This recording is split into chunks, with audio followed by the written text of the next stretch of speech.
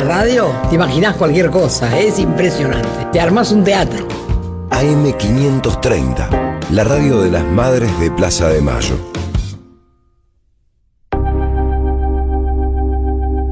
Pueblada. Expliquemos lo que pasa. AM530. Construimos comunidad. Buscamos la verdad. Siempre.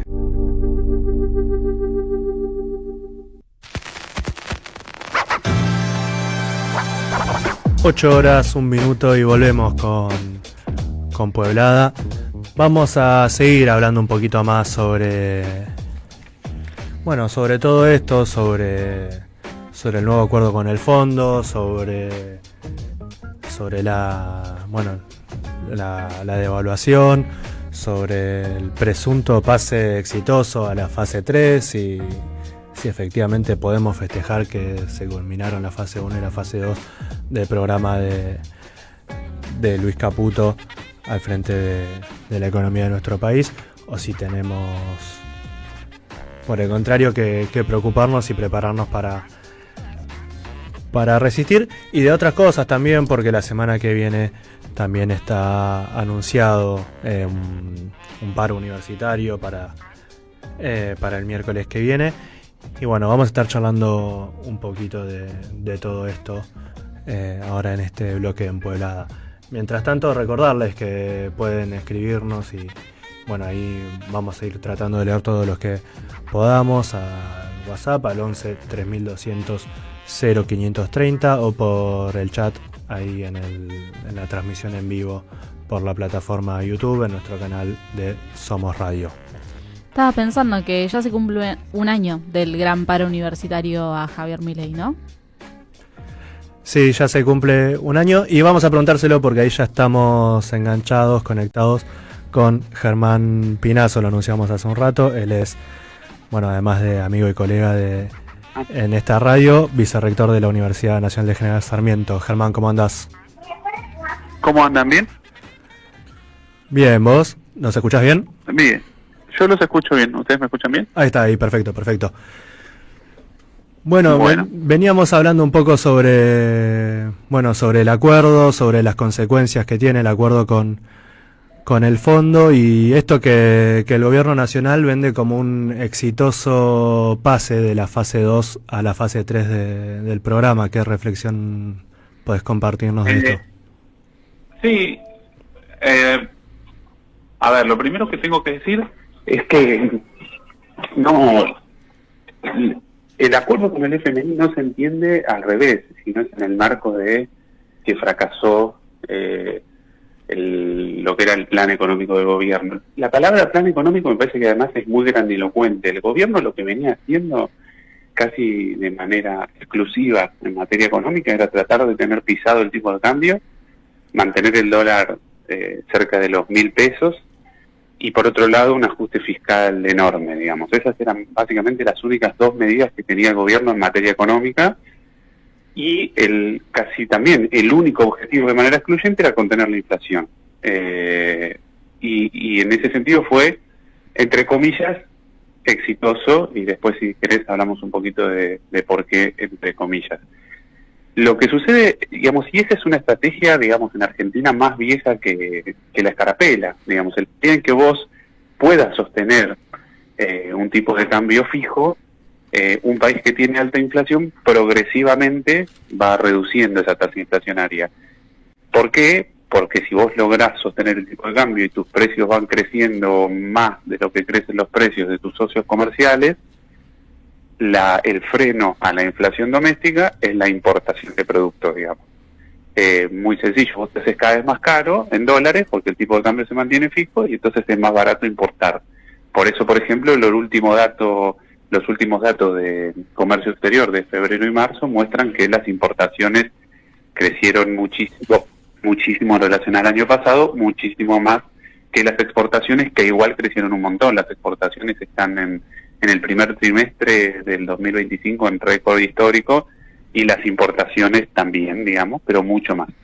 Y eso lo que hace es que, y ha pasado siempre, ha pasado con el plan de estabilización de diciembre del 78, pasó con la convertibilidad, y le pasó a Macri la primera vez, es que como ese programa necesita cada vez más dólares, si vos no tenés cómo financiar esos dólares para sostener el tipo de cambio, en algún momento tenés que devaluar y eso salta por el aire.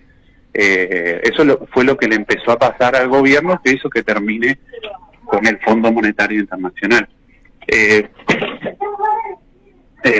es lo que, digamos, si uno ve el primer trimestre del balance cambiario, va a encontrar que es la primera vez desde el 2018 que había 8 meses consecutivos de déficit comercial, que salían más dólares de los que entraban, y ya, digamos, todos los que tenían, los que podían invertir en instrumentos en pesos, empezaron a ver que si el gobierno no iba a poder sostener el tipo de cambio, esa rentabilidad no iba a ser una rentabilidad interesante en dólares, digamos, ¿no? Porque una de las herramientas que usó el gobierno para sostener el tipo de cambio y que vuelve a usar ahora es ofrecer altísimas tasas de interés en pesos, diciendo que va a garantizar el precio del dólar para que a vos te sea atractivo vender los dólares que tenés o no irte a dólares, meter en pesos para saber que cuando salís vas a poder comprar muchos dólares y hacer una rentabilidad en dólares que no conseguís en ningún lugar del mundo. Eso es lo que va a empezar a pasar ahora. En la medida en que vos no podés sostener el valor del dólar, esa estrategia se te vuelve... No podés convencer a nadie con esa estrategia y eso es lo que empezó a pasar al gobierno en enero, febrero, marzo. Si vos ves los datos del Banco Central, solo para intervenir en la brecha, solo para intervenir en los dólares paralelos, en el contado con liquidación y en el dólar mes, el gobierno invirtió entre diciembre y abril más o menos 2.500 millones de dólares, que es una fortuna, solo para intervenir en los dólares paralelos, y el gobierno a finales de febrero había acumulado 10 días consecutivos de ventas de dólares netas a un promedio de 230 millones de dólares. El gobierno estaba en la lona, el gobierno tenía 24.000 millones de dólares de reservas brutas y le debía 18 a China y 11 eran de los bancos, digamos, ¿no? Recordemos que una parte importante de las reservas del Banco Central son encajes de los bancos privados que están en el Banco Central, digamos, ¿no? Son 11. El gobierno los estaba usando para intervenir los dólares paralelos y que no haya devaluación.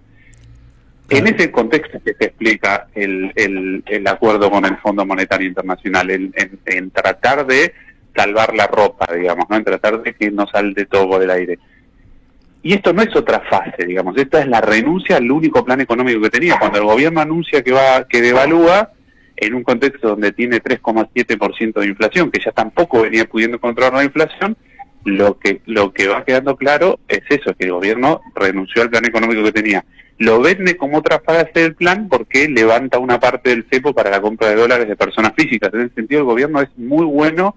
El gobierno es bueno en dos cosas, para mí, en manejar la agenda comunicacional, y para eso tiene la ayuda de un montón de periodistas, bueno, o de formadores de opinión, digamos, amigos, y por el otro, en sacar medidas de corto plazo especulativas, como fue el año pasado el blanqueo, que le permitió estirar hasta fin de año y torcerle el brazo a los exportadores para que liquiden, ahora permitiendo la entrada de capitales golondrinas de no residentes para invertir en instrumentos en pesos, lo que va a hacer seguramente que pueda mantener el dólar en estas elecciones, pero no tiene nada parecido a un plan económico sostenible, digamos, ¿no? Clarísimo, Germán. ¿Y qué pasa cuando, bueno, ahora consiguieron este respiro, estirar esta situación con el crédito, y cuando eso también se agote? Claro, esa es la historia de siempre. Todos los dólares que hoy tiene el Banco Central, 36.000 millones de dólares, son todos prestados. No hay ninguno que sea un dólar que haya comprado el Banco Central producto de su intervención en el mercado de cambios para comprar dólares de comercio exterior. Son todos prestados. Son prestados de China, prestados del Fondo Monetario Internacional y prestados de los bancos. El gobierno, con esa cantidad de dólares y con, digamos, dando señales de una irresponsabilidad supina de que va a sostener esta banda cambiaria, lo que le está diciendo a la gente que tiene pesos es que, por ejemplo, yo te hago la cuenta, si vos vendés dólares ahora a 1.200, comprás un instrumento en pesos y el dólar se mantiene a 1.200 en septiembre, te llevas 12% en dólares en 6 meses. 5 meses, 12% en dólares en 5 meses. Eso no existe en ningún lugar del mundo. Por eso muchos, digamos, nos parece atractiva la idea de estafa piramidal para caracterizar al plan económico del gobierno, porque el gobierno promete rentabilidades que no existen en ningún lugar del mundo. En ningún lugar del mundo vos metés tu plata 5 meses y sacás 12% en dólares. ¿Por qué no existe? Porque es impagable. Y el gobierno de esa manera lo que va tratando es de ganar tiempo, en ese caso hasta las elecciones. Y en el medio inventa cosas. Ahora van a decir que quieren privatizar todo. Si privatizan todo, pueden sostener el dólar. Si, por ejemplo, hacen la locura suicida de privatizar el Banco Nación, van a poder estirar un poco más. Si privatizan Aerolíneas Argentinas, van a poder estirar un poco más. Porque lo que no pueden es sostenerlo, esto no es consistente, porque este plan económico necesita más dólares de los que genera. ¿Cómo se puede sostener? Rematando cosas. ¿Qué pasa? En algún momento, la convertibilidad fue la experiencia más larga de este tipo de planes económicos, que, repito, no es otra cosa que usar el tipo de cambio como ancla antiinflacionaria. La convertibilidad fue la más larga porque había muchísimo para vender y muchísimo para endeudarse. Digamos, el plan económico de la convertibilidad, todos los años de crecimiento económico fue de déficit comercial. Cada vez que Argentina crecía, demandaba más dólares de los que generaba. ¿Cómo se sostuvo? Vendiendo cosas o privatizando. Cuando se acabaron las privatizaciones, empezaron los anuncios del megacanje, del super blindaje, yo qué sé, hasta que reventó. Acá va a pasar más o menos lo mismo. Lo que dure va a depender de la capacidad del gobierno de destruir el patrimonio nacional. Si el gobierno es exitoso en destruir el patrimonio nacional, esto puede durar más.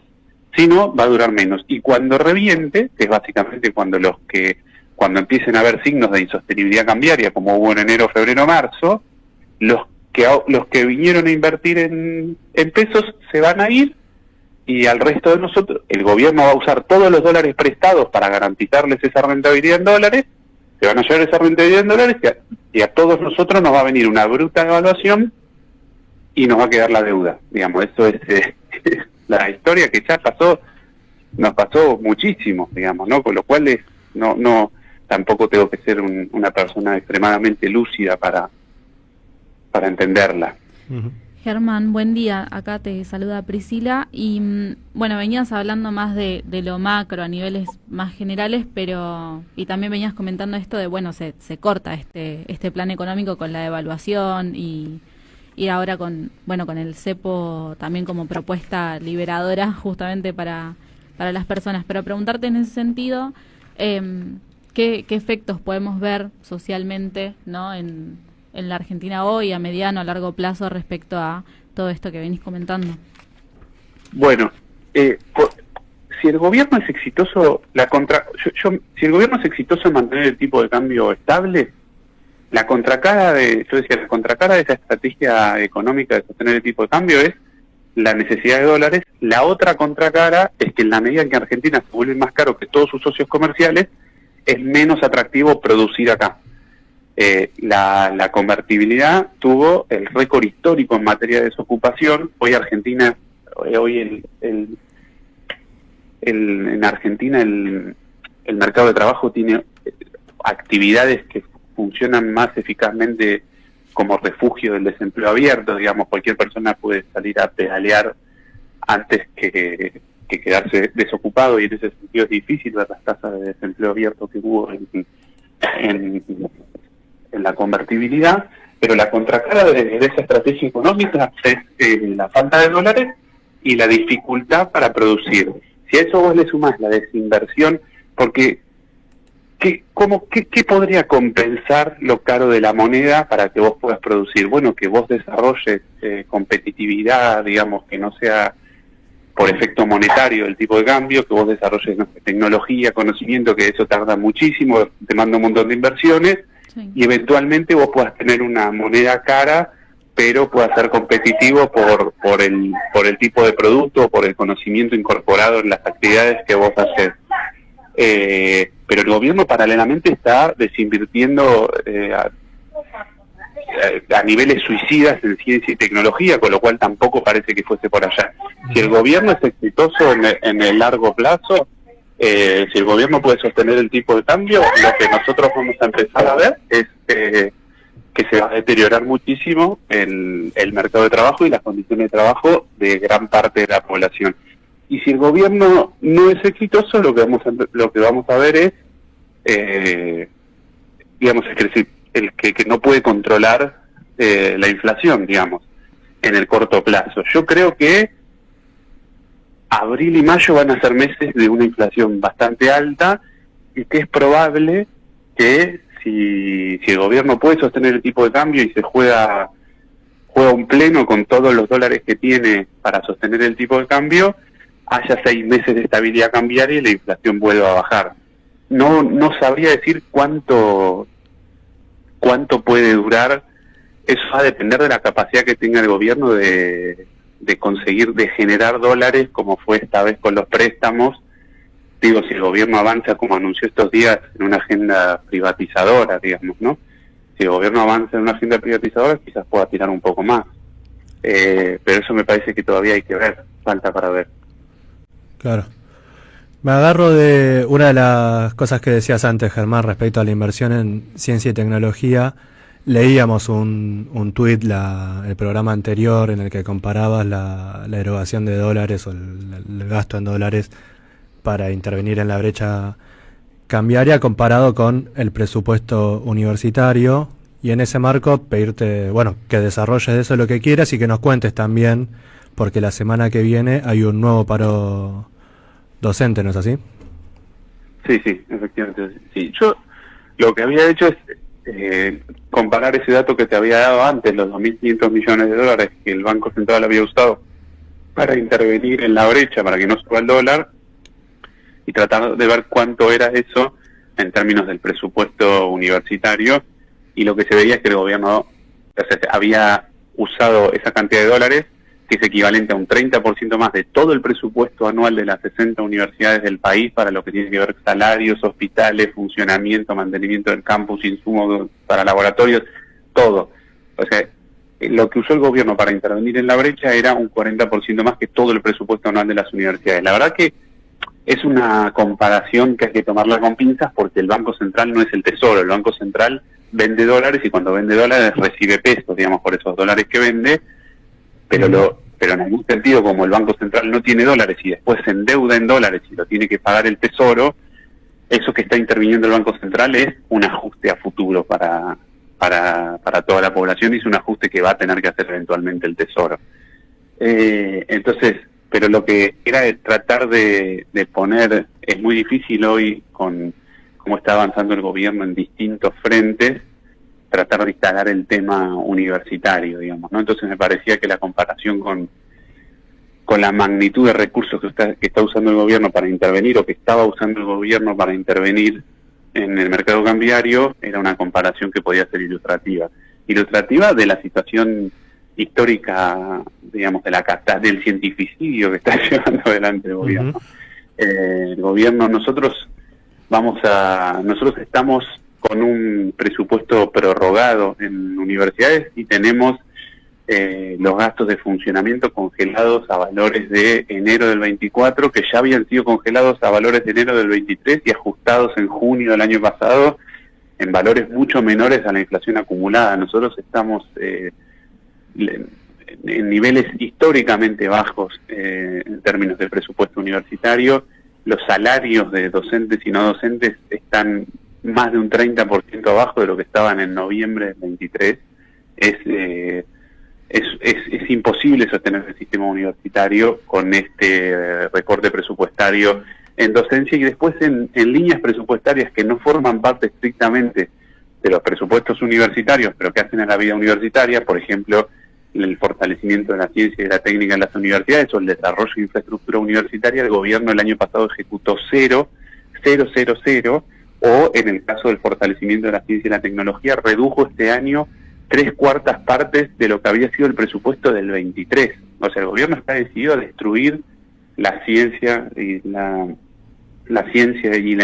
investigación y el desarrollo y los esfuerzos en investigación y desarrollo en Argentina, y la educación universitaria. Está Germán, claro que está decidido. Sí.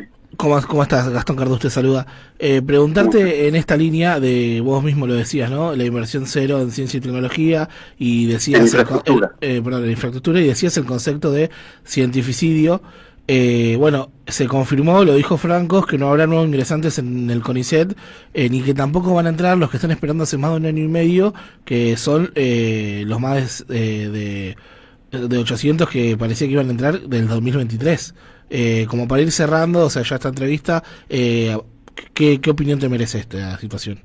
Eso, que el gobierno está decidido a privar a Argentina de tener ciencia y tecnología, porque el gobierno, bueno, seguramente lo desconoce, pero si lo conociese igual tampoco le importaría, pero Argentina es un país donde particularmente el esfuerzo público en ciencia y tecnología es particularmente relevante, es más del 60% del esfuerzo en investigación y desarrollo en toda Argentina.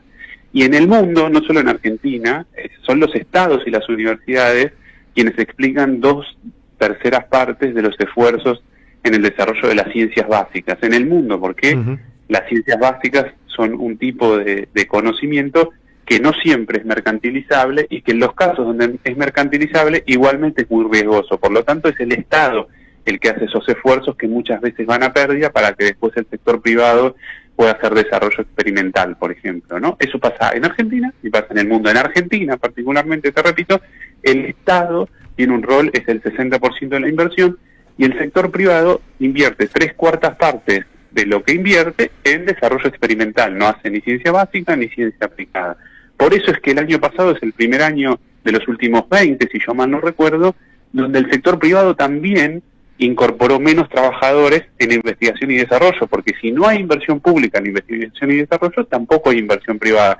Esa fantasía totalmente ignorante que nos dice el gobierno, que cuando no lo hace el sector público hay incentivo para que lo haga el sector privado, en el caso de la ciencia y la tecnología es particularmente disparatada y no resiste un menor chequeo con ninguna fuente o con ningún autor o con ningún estudioso o estudiosa medianamente serios del sector de ciencia y tecnología. El gobierno lo que está haciendo es destruir la ciencia y la tecnología, no solo pública, sino de Argentina, digamos, ¿no? Entonces, eso es algo que en el corto plazo lo sufren más intensamente esas personas. Yo soy investigador de CONICET, soy investigador de la universidad.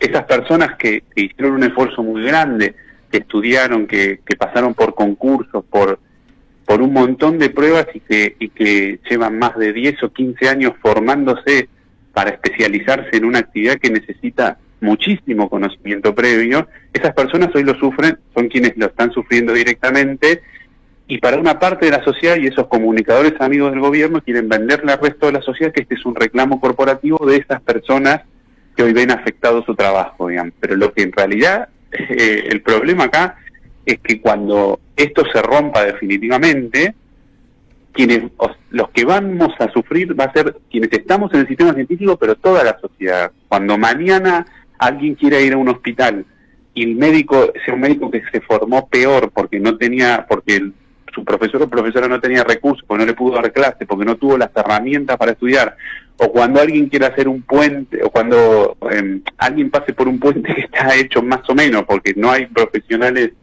que se hayan formado como corresponde, digamos, la educación universitaria hoy es un problema, hoy parece como un problema corporativo, pero mañana el desastre que están haciendo en materia universitaria y científica tecnológica va a repercutir en que vamos a tener peores profesores, peores profesoras, peores ingenieros, peores médicos, peores médicas, y que no vamos a tener desarrollo científico para tener una economía más o menos competitiva. Eso es lo que está haciendo el gobierno.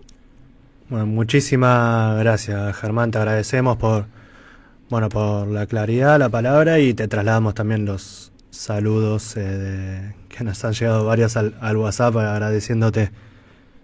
Bueno, muchas gracias a ustedes, un gusto para mí, así que a disposición.